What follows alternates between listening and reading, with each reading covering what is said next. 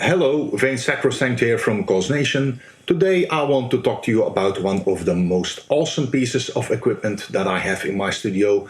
And no, it's not a synthesizer nor a drum computer, but this beautiful piece of machinery, the Roland MC-80 Micro Composer.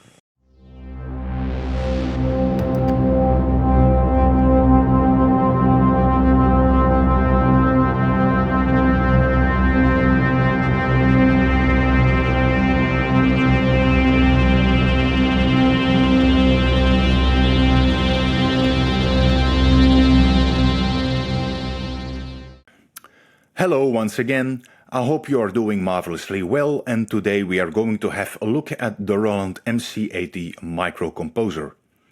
Now, back in the days, which was 1999, the MC-80 was Roland's top-of-the-line standalone hardware sequencer, and it was the follow-up of the widely spread MC-50 Mark II.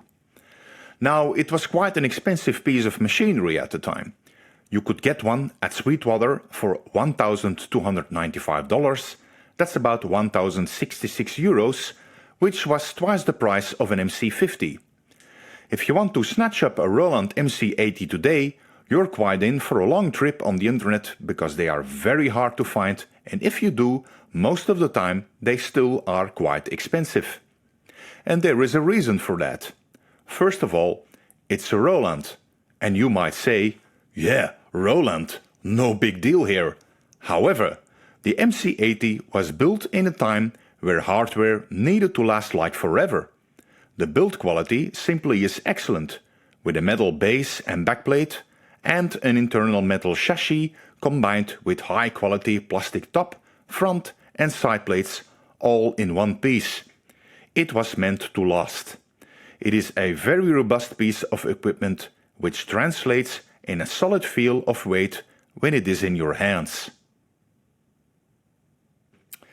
The MC-80 was directly derived from the built-in sequencer that can be found on a Roland XP80, another fabulous workstation and synthesizer made by Roland.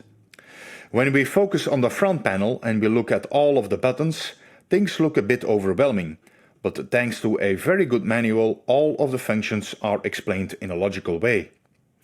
I do recommend, when you find an MC-80 on the second-hand market, it comes with the actual manual because I can guarantee you that you'll need it. There is a steep learning curve on the MC-80, but once you get over that, it really starts to shine. When I bought mine, I was really lucky because it not only came with the standard manual, but also with a quick start guide containing a lot of the features explained in the original manual, but in a shorter way. Really handy that is, and I find that old gear like the MC-80 is more valuable when the original manual is present. It is very convenient to have an actual manual on your lap or on the side of your desk when you are exploring the possibilities of a newly acquired piece of equipment. Sure, you can download the manual online and have it in PDF format on your computer, but there is nothing better than an actual manual in your hand instead of scrolling to the right page on a computer screen.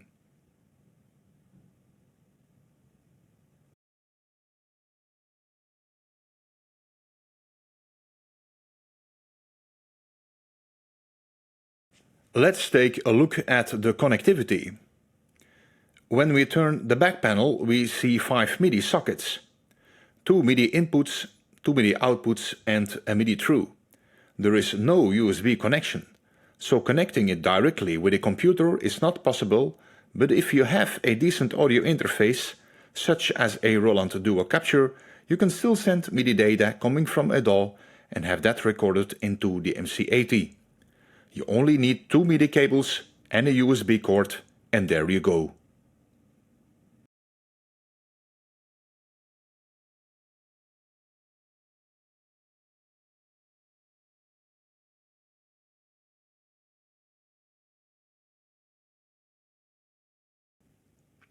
Something else that I find interesting is the fact that the MC-80 has a built-in power supply. So you do not need to worry about yet another external one and how you are going to find a place amongst all the others that are already taking up precious space on your power cord.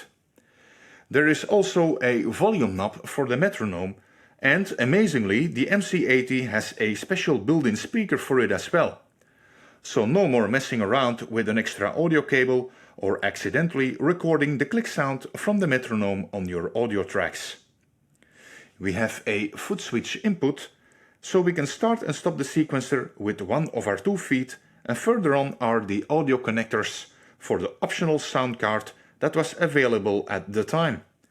This card was nothing more than a Roland Sound Canvas 55, but at the time it came out it was of the highest quality. The internal sequencer of the MC-80 was used a lot with this optional card, and it was very well known with wedding band keyboard players to use with general MIDI files. The front view shows a standard floppy disk drive and an optional slot for an internal hard disk with a total space of 6 GB. The same hard drives could be found in the Roland VS digital recording systems as well, and they are very sought after. Luckily for me, this particular MC-80 came with that hard drive. This means I do not need to use floppy disks like on my Roland MC-300, and it is very convenient and handy to have access to this built-in hard drive. Firing up the Roland MC-80 shows us a bright and clear LCD display where we have an overview of the song that is loaded, but also we can use the display to navigate to certain menus using the corresponding function buttons right underneath it. You have 6 of these buttons, and the first takes us to the main setup menu where we can select 6 other submenus such as song name, copyright, the phrase sequencer menu, the arpeggio menu, mark and jump, and overall song info. The second button takes us into the quantize menu where we have 3 submenus, namely grid, shuffle and groove. When we select the groove option, 3 more menus become available, giving us the possibility to load, save and execute custom-made groove templates. So you already can see how deep the MC-80 goes in terms of quantizing note information in a recorded track. To go into track edit mode, we need to press the F3 button, and again this takes us into a menu with 3 other submenus. We have an overall view of 15 different options where we can choose from, and the way we can navigate through this menu is done in a pretty smart way. We can use the navigate buttons on the right of the machine, or just punch in the corresponding number on the keypad right under the navigation buttons. There is also a scroll wheel which helps us navigating the track edit menu. Each of the menu also has its corresponding function buttons right underneath it. You can see that the functions change when you navigate to the second and third page in the display. So there are a ton of editing functions in a track edit mode. Editing individual MIDI messages, tempo information and other performance data is done in the microscope menu by pressing the F4 button. Once there, you can use the jog wheel to scroll through all the notes and their individual information, and you can change certain parameters by selecting them with the navigation button and use the keypad as an input when you need to change something. You can also erase or copy certain parts using one of the 6 submenus when you are in this mode.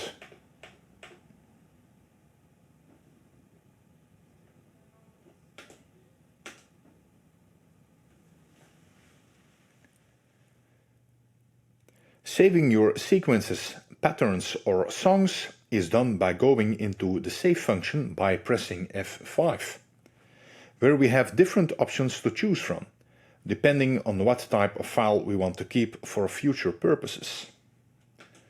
And the last function takes us to track information, where we can check how many and exact tracks are being used of a song that is loaded into the internal memory of the Roland MC-80.